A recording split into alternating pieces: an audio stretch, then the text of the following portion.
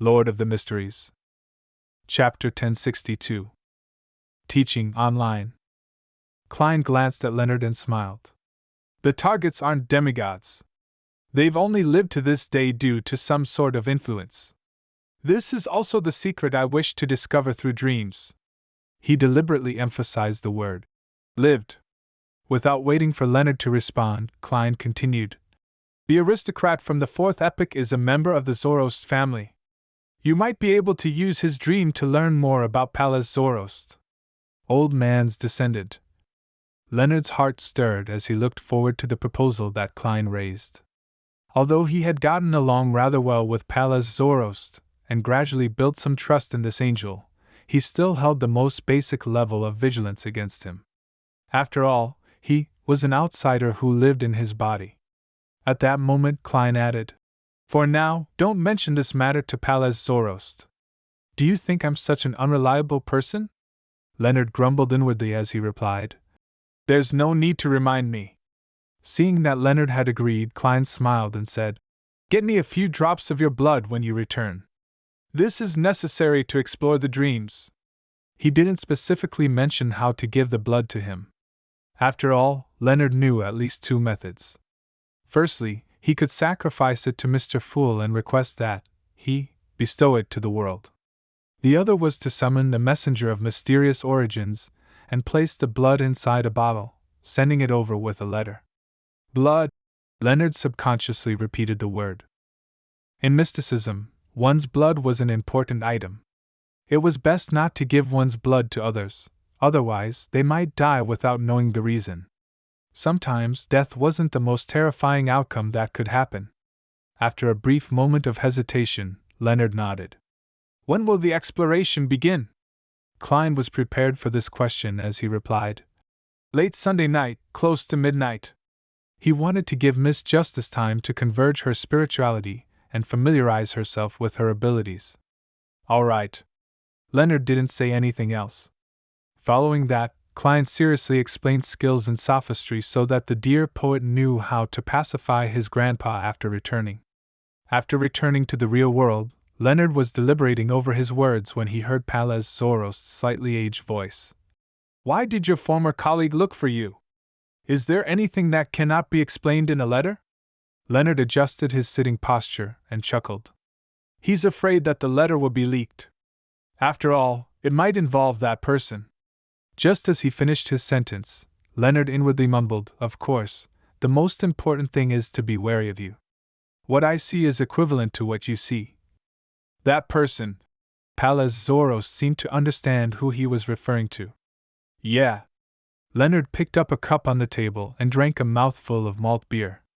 He found an ascetic from the third epoch. He hopes to learn the history of that epoch through his dream. What Leonard said was the truth, but it was only a portion of the truth. This was the skill that Klein had specially taught him. An ascetic from the third epoch? He's still alive? Pallas Zoroast asked in surprise. Of course, he wasn't too surprised. After all, at his level, even if he didn't grasp 100 methods that allowed people to live from the third epoch, he knew at least 5 or 6 methods. The easiest way was to steal the time or life of others to imbue it into a target. He's likely still alive, but has a very special condition. Leonard explained what he knew. Pallas Zoroast fell silent for 2 seconds before saying with a chuckle, Is that so? Then I can only wish you the best in not seeing scenes you shouldn't see in the dream. Of course, your former colleague is protected by an existence of concealment, so he must be prepared. Leonard didn't respond to the topic. He suddenly exclaimed, Old man, are you actually not the least bit curious? Don't you want to know what the true deities were like in the third epoch, or the cause of the cataclysm? This was the second technique in sophistry that Klein taught him. Rather than being asked, it was better to take the initiative to ask questions. I can roughly guess what's going on, Pallas Zoroast replied with a sigh. He then scoffed. You took too much initiative to control the flow of our conversation today. This is very different from your past behavior.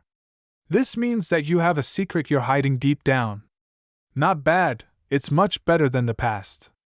At least it's not something that can be seen through at once. Leonard's expression froze.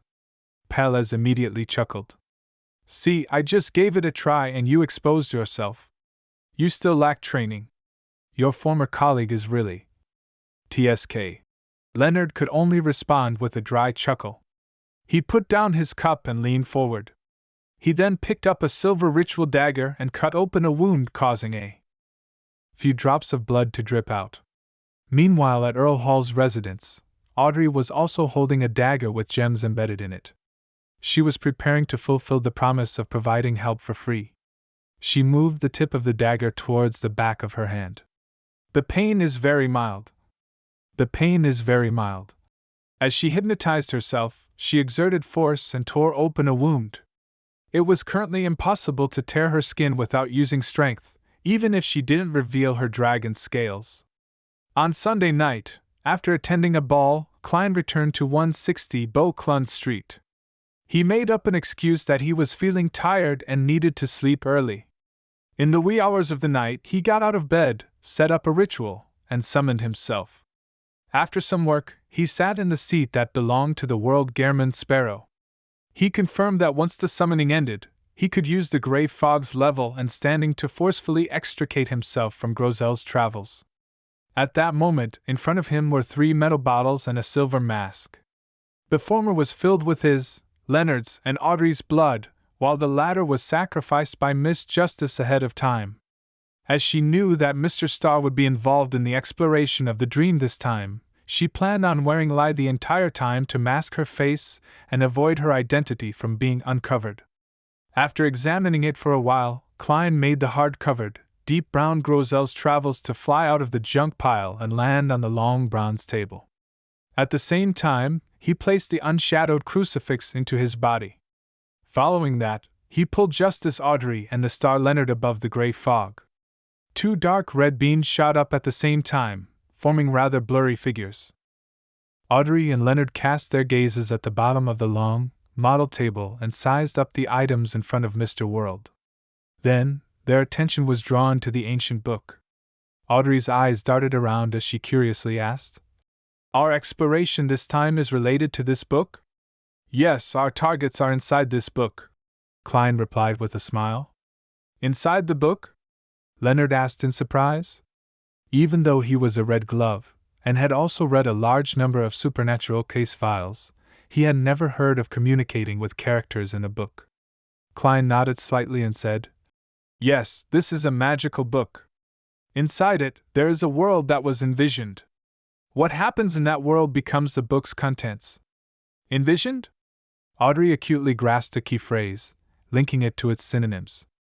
She had only just learned a few days ago from Mr. World that the Spectator Pathways Sequence 0 was called Visionary, and she knew very well that the King of Dragons, the ancient god, Enghwelt, was the dragon of imagination. After some deliberation, Klein said, "My description might not be accurate.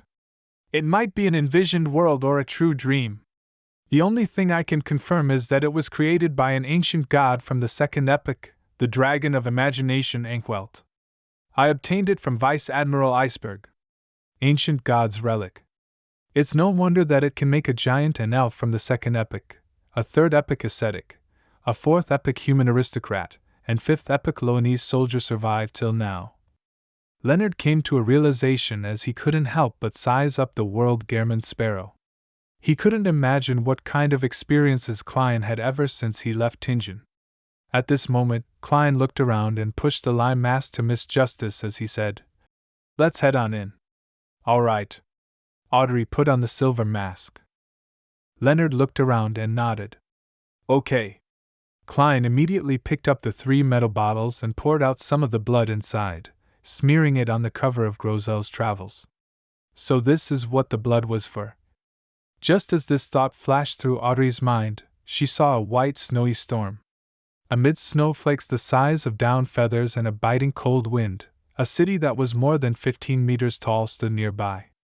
A soldier wearing leather armor on guard by the gates was huddled in a spot that was immune to the wind and snow. As long as there weren't any merchant convoys, he wouldn't head forward to block any ordinary pedestrians. This This is a world that was completely envisioned, it's like it's real. Leonard looked around as he spread out his palm and caught several snowflakes. He felt the coldness of its touch before they quickly melted into water. After confirming the environment, Leonard suddenly realized something. Klein was maintaining the image of the cold and refined Gehrman sparrow. Miss Justice wore a silver mask, revealing the bottom of her face, green eyes, and blonde hair, making it impossible to imagine her actual appearance. As for himself, he didn't disguise himself at all. This was a habit of official Beyonders. They openly carried out missions without any disguises. Mr. Starr really is laid back, and his hair is combed very casually. It's such a pity. Otherwise, with his looks, he can be a model on the covers of magazines. As a noble lady who had seen too many handsome men, Audrey politely glanced at him before retracting her gaze without making any excessive observations. Klein chuckled inwardly and pointed at the city in the snowstorm. Our first target is the ascetic Mr. Snowman, from the third epoch. This was the person most likely to have a link to Amon and his brother. According to Klein's plan, after Snowman would be the fourth-generation aristocrat, Mulbit. This was because giant Grozel and elf Ciatas involved matters at much higher levels, and there was a high chance of there being an accident. Therefore, it was safer leaving them at the end of the schedule. After the exploration of the four people's subconscious via their dreams, they would then enter the sea of collective subconscious in search of any possible secrets.